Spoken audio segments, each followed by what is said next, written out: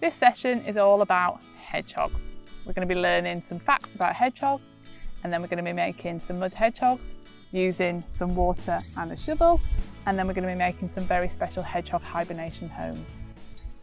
Hedgehogs are nocturnal. This means they come out at night time. This is when they're active, and this is where they go and hunt their food.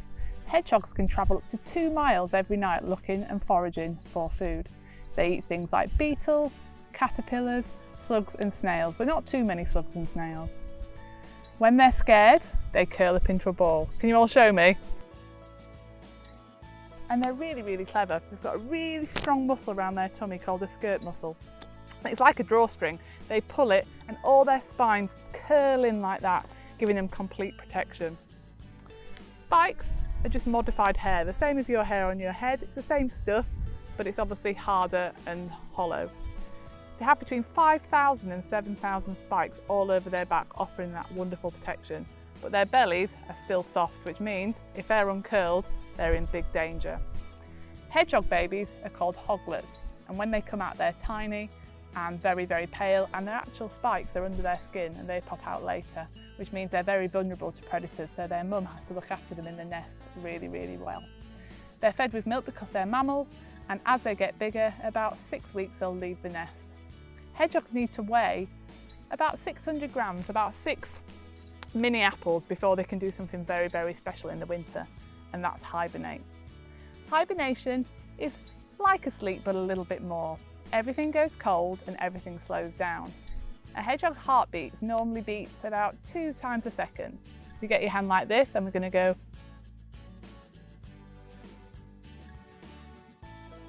When they hibernate, it really slows down, so it just beats once every 2 seconds.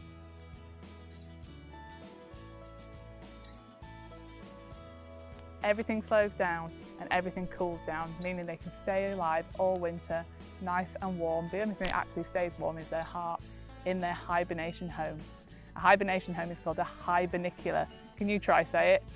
Hibernicula. We're going to make one of them later for our hedgehog puppets. Right then, we're going to make a hedgehog hibernation home, and to do that you need a soft toy or anything that looks like a hedgehog. You could even use an apple with some cocktail sticks stuck in. It's completely up to you as long as it resembles a hedgehog. So this is my hedgehog. You can place it against a tree somewhere nice and safe, and all you need to do is collect lots and lots of little sticks to build a very small nest around it. Now hedgehogs, what they can do is they kind of like brush their noses in a circle to give themselves a nice comfy bed, so you could potentially collect some leaves and put them on a bed of leaves. Okay, just like that. Put them in, and then tiny sticks all around it. Remember, this is a very small hedgehog. We're not building a huge den, we're just building enough to cover him up. So at the end, I always like to say I don't want to see any hedgehog noses sticking out, and certainly no hedgehog bottoms sticking out. They need to be completely covered. Okay? You've got to think, this home's got to keep them nice and safe and warm all over the winter. Now the reason hedgehogs hibernate is because all the food they eat, you know, mini beasts, beetles, things like that, all either die off in the winter or go into hibernation themselves. Birds are very lucky. If their food source dies out, goes underground, they can migrate. Hedgehogs can't fly and do that, so they hibernate instead.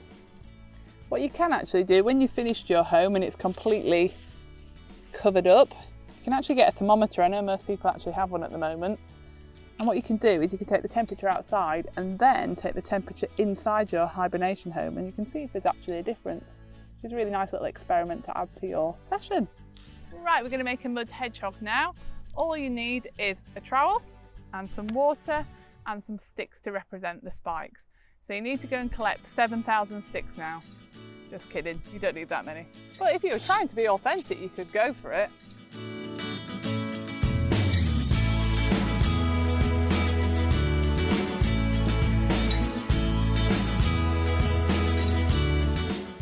And so you keep digging, get yourself a nice pile of mud. You can make your hedgehog as big or as small as you want. And then you shape it into a body. Dig it out with your hand. I'm going to do mine here.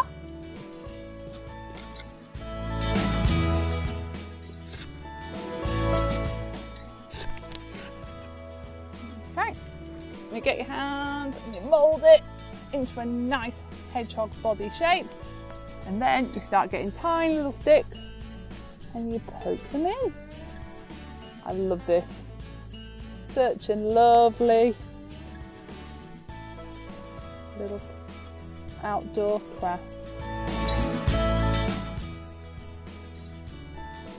And if you wanted to, you could actually make one, after you finish your mud hedgehog, you could actually make yourself one out of maybe clay and cocktail sticks, or you could even use half a potato.